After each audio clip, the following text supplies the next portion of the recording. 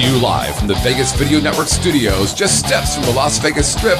It's golf and other four-letter words. And now your host, you've heard him on ESPN, Fox Sports, and Sirius XM Radio, Mr. Dennis Silvers. Wow, thank you very much. Thank you. Hi, everybody. Welcome to this edition of Golf and Other Four-Letter Words right here on the Vegas Video Network. Hope you could stay with us for the next quick 30 minutes as we have another great show in store for you this evening. Have a very special guest, good guy. You've seen him here probably on television. He is currently the sports anchor for KLAS Channel 8. Let's give it up for Mr. Scott Bemis. Thanks, Dennis. How are you, Scotty? I'm good. That was a great introduction. Well, thank you very much. Let me start off real quickly before we get into our first segment. You sounded like a rich kid growing up in Newport Beach. I mean, what's up with that? It's a great area. I like to call myself middle class. Okay, middle class. My dad would certainly describe it as middle class. But what a great area. It was a great area. I had an opportunity to play the Newport Beach Country Club growing up. That's nice. What my dad was a member at, where they play the Toshiba Senior Classic. Just actually was played there. And great area. Lots of great golf around there, so it was a lot of fun. Did you have a boat? Did not have a boat. I thought everybody in Newport had a boat. I told you, we're middle class. We had jet skis. We had 2 jet skis, but we didn't live right on the water like everybody else does. We were inland Newport Beach, if there is such a thing, about 6-7 miles off the coast. Great. Yeah. Orange County kid right here.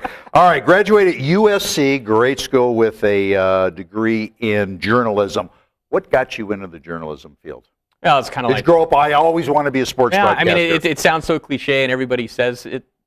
That story, but that's really what it was. I mean, growing up, you say, hey, how can I get a job in sports? Yeah. And you look at my body here, obviously, I wasn't going to be a great athlete. It wasn't going to work out that way. So, I mean, I loved playing sports, loved talking about sports, and I figured, hey, what's the next best thing to actually playing and, being a professional athlete? Right. Well, you could talk about the professional athletes or the college athletes. You did some good stuff in L.A. before you moved to, I believe it was Idaho Falls. Correct. Before you came here to Las Vegas. Scott, how does the market there differ from Las Vegas? I know in Idaho Falls, by the way, we made you feel right at home coming from Idaho Falls. We have a bunch of road chips, road apples right here in the front. But how does the potatoes, right? The Idaho potatoes. How does the market differ? Well, for one, it was really night and day because Las Vegas, obviously, not very conservative, as we know. So, and Eastern Idaho, one of the more conservative places that you'll visit. Kind of an extension of Salt Lake City a little bit. Great place to raise a family, to grow up. Tons of great people in Eastern Idaho. I actually miss Eastern Idaho a lot, but Vegas has embraced me, and I've really enjoyed it down here. Really, the biggest difference is just when it comes to covering sports and things like that. It's just what you're covering. Right. I mean, in Idaho, you're covering high school sports mainly. That's what you're doing. I mean, the local football team. Boise State as well. I mean, Boise State was kind of the school that the whole state embraced up there, and so that was fun. Idaho State was actually more in my our direct market that we were in, and Idaho State struggles a little bit athletically. But Boise State was the big story going on. They went to the Fiesta Bowl while I was there. It was a lot of fun. But then you come to Las Vegas, and obviously it's a huge event town. You got big stuff going on a lot of the time. You got the big fights that come into town. You got the Running Rebels. Yeah, we're going to talk about that a little bit later in the but golf seasonal there though. In Idaho. You know what? Actually, very, very much a golf addicted state, I would say. Really? People love. It's kind of like you see those stories all the time about people in Chicago. Like during the winter, they're just waiting to bring those clubs out. Yeah, they don't play during the winter, obviously, because there's snow on the ground. But the minute that it gets over 50 degrees and that snow starts melting, even the snow's sometimes still out in the course, they'll be out there. And I was lucky. You talk about great public golf. Growing up in Newport Beach, Southern California, as we both know, it can be expensive to go out and play, even a decent course. Yeah. But in Idaho Falls, 3 public courses, they have one actually that's been on some Golf Digest lists that you can pay $20. Wow. Pinecrest is what it's called, and you go out there and you think that you're playing a decent course. It's not Augusta National, but it is a very nice course, and you go out there and you play for $20. That's nice. Great. Idaho Falls. Yeah. I played Redneck Country Club there. I think it was. Redneck Country Club. All right, a lot of great golf this weekend. Huge story came out of Orlando at Arnie's tournament. We're going to talk about that right now in Tournament Scorecard. Here it is.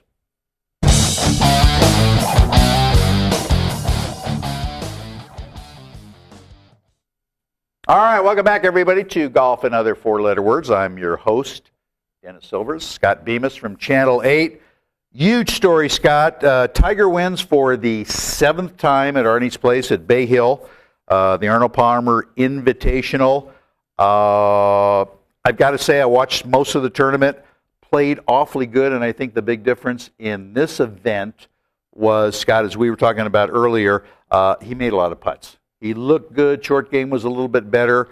What do you think this win is going to do for him, and what do you think all the golf pundits are going to say? He's back, blah, blah, blah, blah. And I'm not buying that because one win, doesn't make a PGA Tour season. True. But what's your slant on it? Well, and that's all I've been asked recently when I've been doing sports and I've been showing the Bay Hill highlight. The main anchors keep asking, "Oh, is Tiger back? Does this mean he's back?" And I don't think he's really ever been away. To be honest with you, in the sense, it's just the expectation level for him is so high that is he back to where he was in 2000 or 2006? No, he's not there yet. But as far as being a guy who's going to contend to be the number 1 player in the world again, I think he's back. I think what that win will do for him, just playing well on a Sunday and not just winning by a shot, maybe getting lucky down the stretch.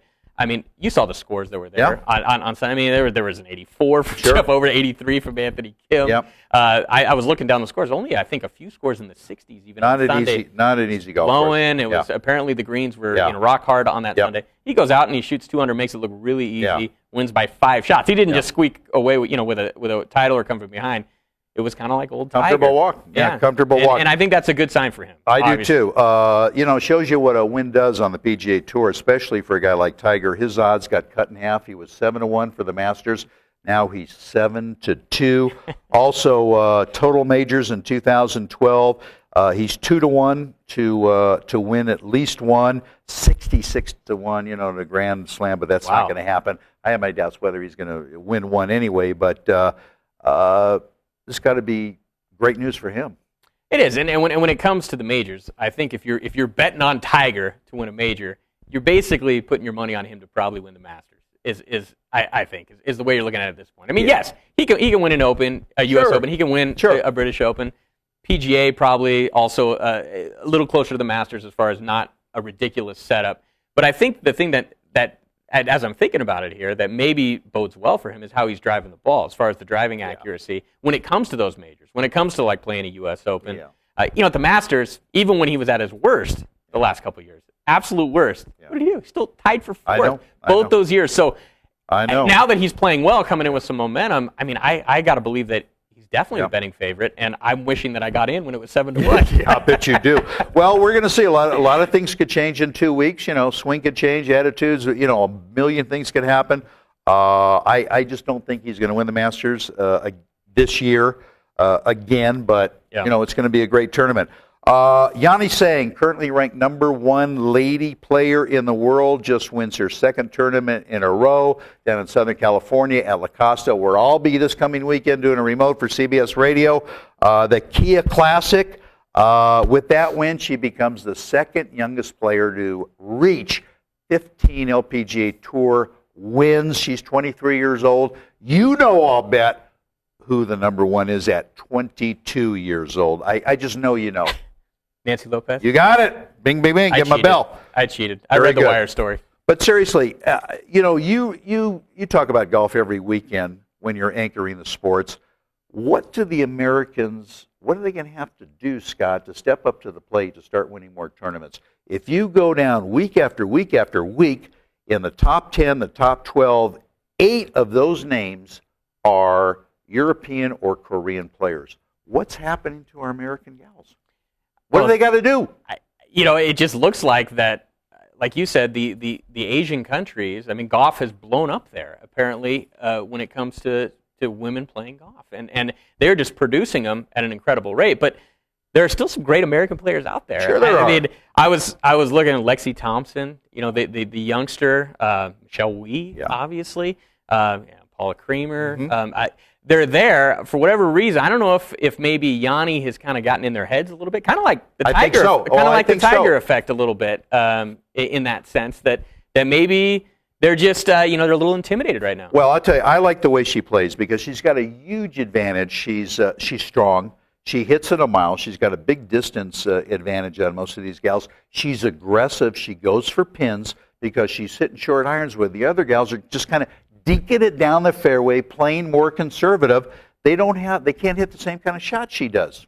Gives her a huge advantage. And that's where it gets kind of interesting because when you talk about a girl like Lexi Thompson or Michelle Wie, I mean, that's one area where they would have just as much an advantage as far as length off the tee. But when you're talking about a girl like Lexi Thompson, she's probably going to be a great player and probably win several majors, would be my guess. But still, she's young. She has to learn how to play on a professional tour like that. When it comes to Michelle Wie, we don't know. We don't know what's going on there. From all indications, she's actually got her life in a very nice place right now. A good balance off the course, but maybe that obsession with the game of golf that is necessary, I don't know, to be at the top of the world, maybe that's just not there for her right now because she does have a nice little balance going, being at Stanford. Well, that's a good point. And so I'll tell you this, when it comes to the LPGA, you were asking, we talk about it every week. We don't really talk about it in the mainstream in the LPGA, and it's because we should be talking about it more with a girl like Yanni Sen, who's winning multiple majors, but you need the Americans. You need the Americans for them to be challenged. To keep the interest level up. To hit the mainstream public. Yeah, basically. Exactly right. That's a very, very good point. All right, there are a lot of ways to watch the show to get a hold of us, and you could simply go to email, and it's simply golf@vegasvideonetwork.com. We also got a toll-free line for you. Don't even need any change in your pocket to call us, 1-866-966-4595. 1-866. What the hell's our number, huh? I'm just a guess here, There it is, Dennis. right on the screen. You're throwing me off. He's putting a mirror in my eye. There it is, right on the screen. I like that Dennis looked at me for the answer to that question. Also, we've got live chat. Just go to our website, our homepage, vegasvideonetwork.com. Hit that little live chat icon, and you too can enter the live chat room. Send us a question, send us a suggestion, send us a complaint, whatever, and maybe we get your questions next week on the show, something like that. Also, if you miss any of the shows, we are archived, so you can go to vegasvideonetwork.com and just look up the show you missed, click on it, and we'll be rolling it on for you. Also, Vegas Video Network is a lot like Scott Bemis's Drive. We're all over the place, okay? We're on iTunes. We're on YouTube. We're on Roku TV, and also Friday Night Features every Friday night from 8 to midnight on AM 1400. K-Shop, KSHP, they re-air all of the audio portions of the show. Well, since you mentioned, cool. Sending suggestions. We're all over the place. Now that you opened it up, I mean, just try to keep them to a minimum about the shirt that Dennis is wearing as well tonight if you can. Drives all over the place, but one thing I do well. I know, yeah. This, actually, I won in a Don Ho contest. So this is... What time's the luau? Yeah, I don't know. We're sinking the pig in about 10 minutes. So anyway, all right, we're going to get out of here. Scott and I are going to step away, take a short break. And when we come back, we're going to have a real fun segment for you. We call that Birdies and Bogeys, so stay with us. We're back with you right after this. Traditional media believes that after about 3 minutes, you'll tune out. Most Vegas media companies think if it doesn't jiggle, you won't tune in. At the Vegas Video Network, we think both are wrong. The Vegas Video Network is the first and only live online broadcast network that specializes in insider news and expert views about Vegas. We combine great storytelling with the ability to watch when and where you want on your computer, mobile device, or television. Discover the real Las Vegas. Visit vegasvideonetwork.com.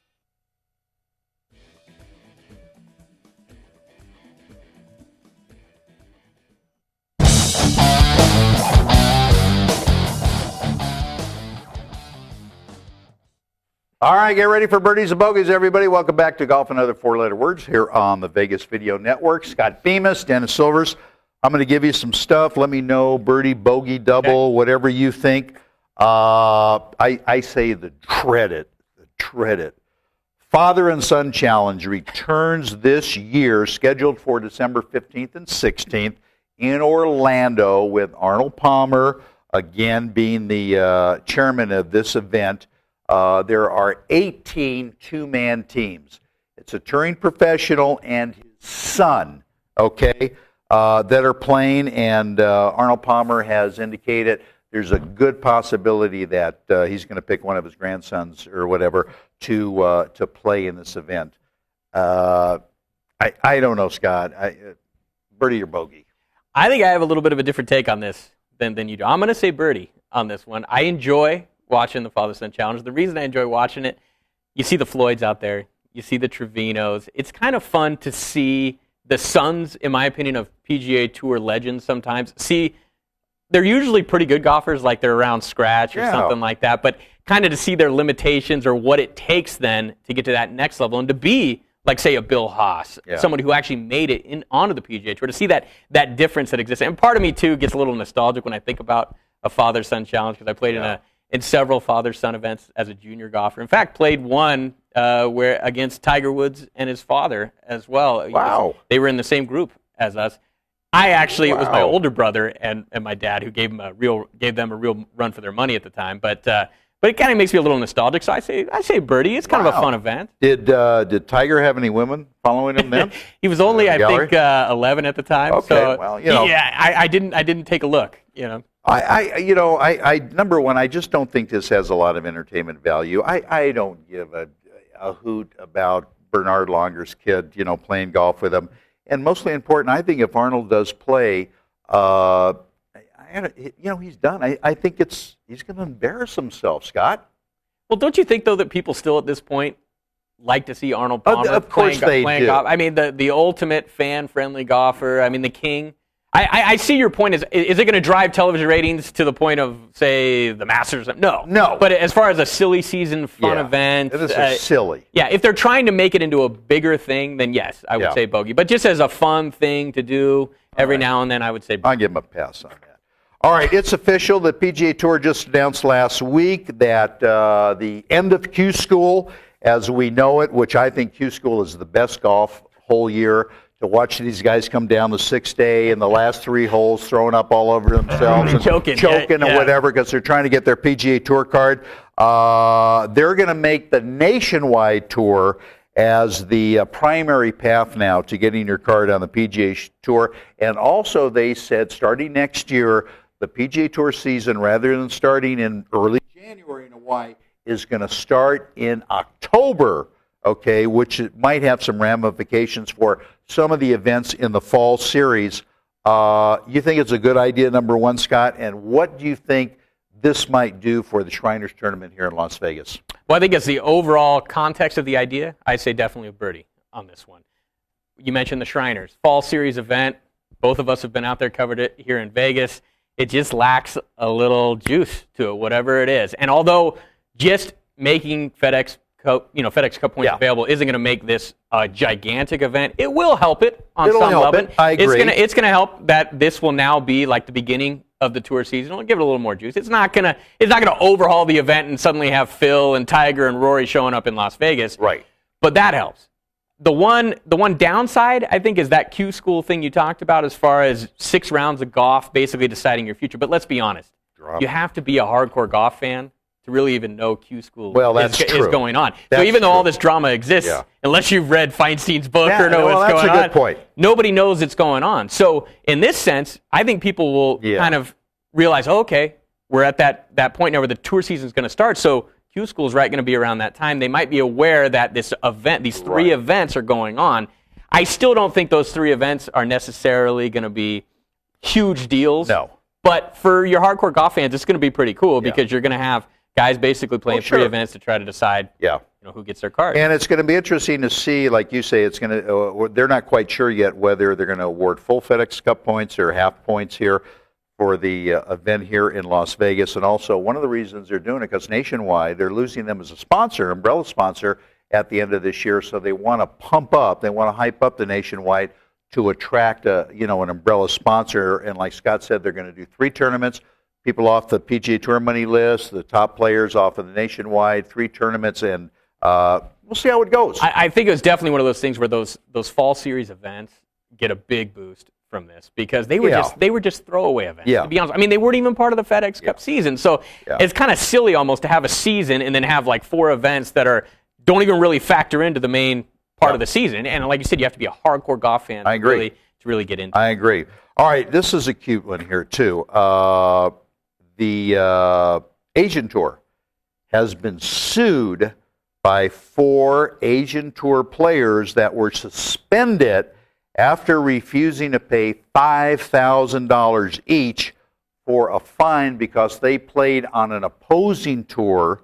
They played in one event called the One Asia Tour, and the players contend, number one, that the fine is unfair and it's too large compared to the money that they actually make playing in these events.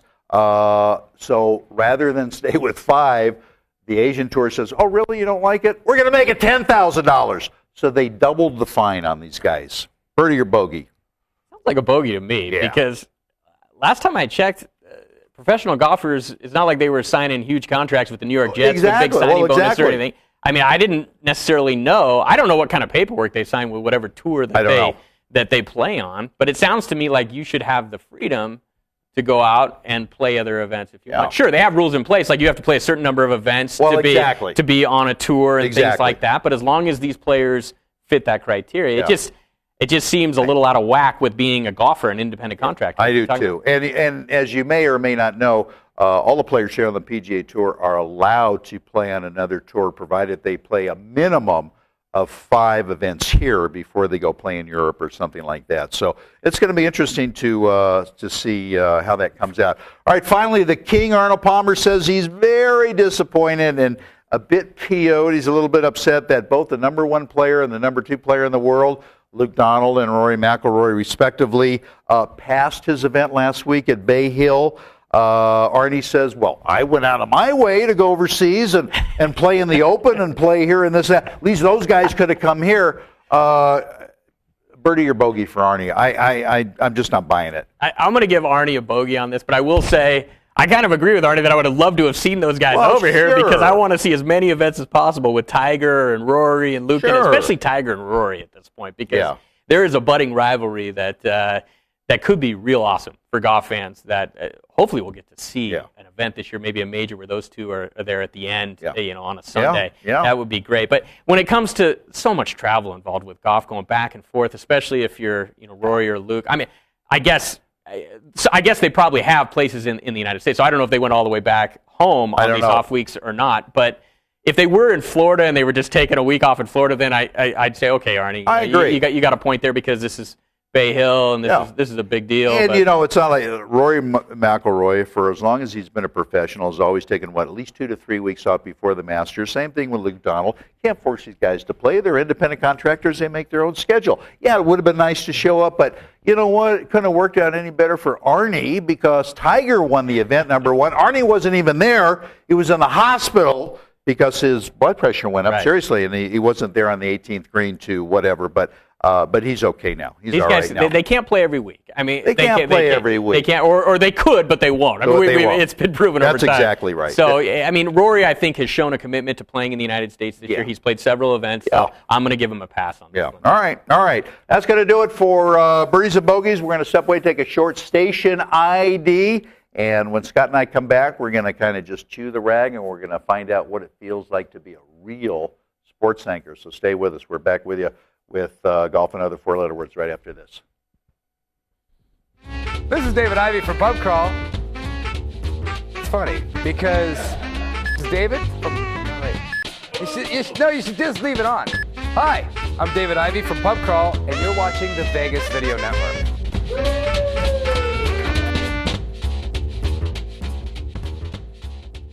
And scene. All right, welcome back, everybody. We normally have a handicap helper here, but trust me, you don't want Scott Trank help you. Okay? Keep that left arm straight, folks. Keep that left arm straight. That's it. Keep your eye head on down. The ball, head down. Keep your head down, and all right, Scott. I think it's going to be interesting for our viewers. Hardest part of being a sports anchor? I think it's what people don't see. They assume that you go in, you watch sports all day, and then you're on air for 3 minutes, and then you go back to watching more sports. But the truth is, tough life. A lot of preparation goes into it. I'm not complaining. Trust me. I feel like I have one of the greatest jobs in the world. Would never complain. I mean, I feel blessed to have it, to be able to talk about sports. But there is a lot of work that goes into it. I mean, a lot of preparation that people don't see. Yeah. I mean, in fact, very little of your time is actually spent at an event, watching the event or taking in the event. I mean, most of it is done in the preparation beforehand. Right. The editing, we edit and write our own stuff, edit, and so which is nice because we control our own product and we're able to put our own words and kind of do everything ourselves, which is nice. But it's probably the extra work that goes into it. It's a lot of work that people. Yeah, it's a great job. Go to sporting events, this and that, but it's a lot of work. But it's great. I'm not putting those packages together to run at night. Paula Francis sent this in. I thought he was serious for a second too. I like, wow, Paula. She just sent me a text. How do you? She's been working on her cut, by the way. Yeah, her low cut under the wind. How do you determine the impact and importance of a story? I think over the other. Yeah, I think you always, at least this is the way I approach it. And in sports, a lot of times it's a little more light. It's a little more fun because it is sports. A lot of times you're doing profiles more than the hard-hitting news stuff that makes it into a newscast. But I always try to think from the viewer's perspective, the people in Las Vegas. If I was at home and I was a viewer, would I be interested in this? Mm-hmm. Would I be interested in this story? What would I want to hear about today? And so that's kind of how I block out the sportscast. And when I think about a story, I say, hey, is this interesting to me? Like if I wasn't a sportscaster, if I was just sitting at home, would I be interested in this story or whatever this person has to offer? Yeah, good answer. Good answer. A lot of pros and cons, Scott, whether Las Vegas is truly a good sports town. It's an interesting question because, yes, we don't have, besides, I'd say, the Runnin' Rebels, a team that on a daily basis we follow religiously like most, I'd say, big markets do. Big markets, yeah. Markets with NFL, NBA teams, Major League Baseball teams. So in that sense, yes, it's an interesting sports town. But then again, what other market could you be in?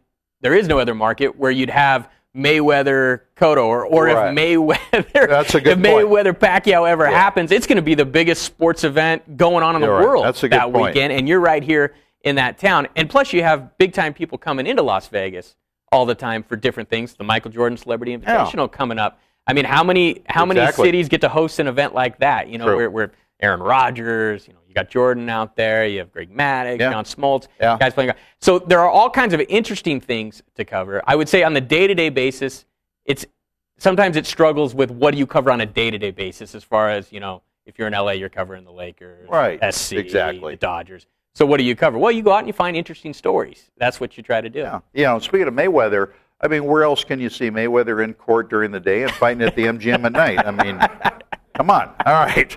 Easiest sport to report on and hardest sport to report on? Interesting question. I would put golf up there with one of the easiest sports to cover.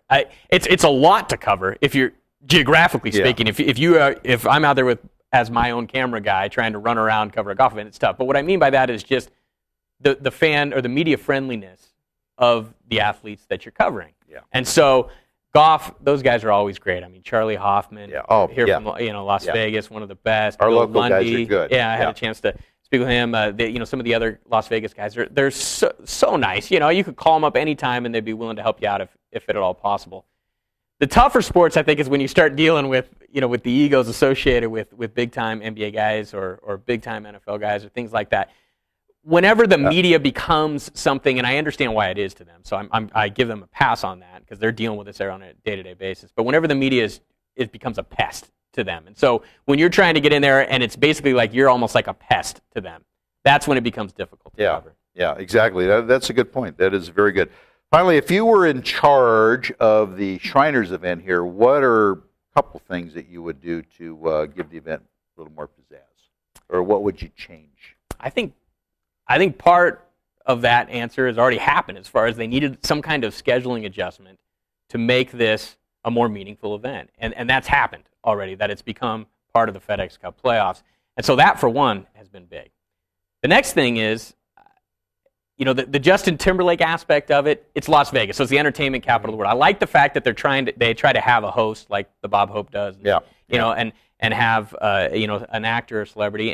And I think Justin has done some good for the tournament, but I think that part of it needs to be, it needs to be raised a little bit, whatever. It needs to be maybe some more high-profile celebrities come out here, because when you're talking about a silly season almost event, that's not on part of the regular rotation. How do you make people care if you're not going to get Tiger or Phil or Rory? Now, you do whatever you can to try to get those guys, but I just don't think it's going to happen going forward. It's not going to happen. So what can you do? Well, being Las Vegas, entertainment capital of the world, you can try to get A-list celebrities in there for the Pro-Am, or maybe even do something like a Bob Hope or an AT&T where you have a Pro-Am part of the event. I agree with you. Finally, real quick, Tim Tebow over to the Jets. I think Mark Sanchez says he's cool with it. I think they're going to really embrace him. I think he's going to have a great time over there.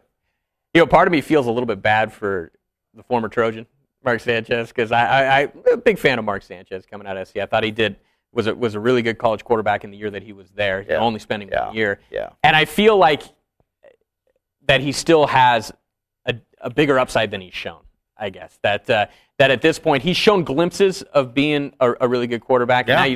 But now you bring in Tim Tebow, and I just feel kind of bad for him because whenever anything goes wrong, I mean, even if it's they win a game, but they only win by 3, a game they're favored by 7. I mean, those New York talk radio shows, the newspapers, the columnists. Didn't pray enough. Yes. Didn't pray enough. It's going to be all over Tebow. Somebody in live chat, Jacob. All right. Well, Jerry Sam, wants to I'm know, sorry. Yes, that's all right. Hi. Jerry wants to know that, that shirt that Dennis is wearing, do they have those for men as well? I'm going to do my luau dance right here. Yes, they do. Yes, they do, Jerry. I love the viewers of this show. They got a sick sense of humor. They got it. Yes, they do. By the way, all right, we are about out of time. Real quickly, when could people see you on Channel 8 KLAS? When do you do your broadcast? Yeah, we have our newscasts each day at 4, 5, 6, and 11. Sports is always on at 6 and 11, but sometimes we make special appearances in the other newscasts as well. Chris Matthews is our Monday through Friday. He'll be anchoring. I report 3 days a week, but then I do the weekends as well at 5, 6:30, and 11. So Channel 8, check it out. Will do. Good job. Thanks, Dennis. You're welcome back anytime. All right, that's going to wrap it up for this edition of Golf and Other Four-Letter Words right here on the Vegas Video Network. Make sure you're here next week for another good show. Hope you get a chance to get out and play some golf this weekend. Supposed to have some pretty good weather, so until then, fairways and greens, everybody, and we'll see you all back next week. So long.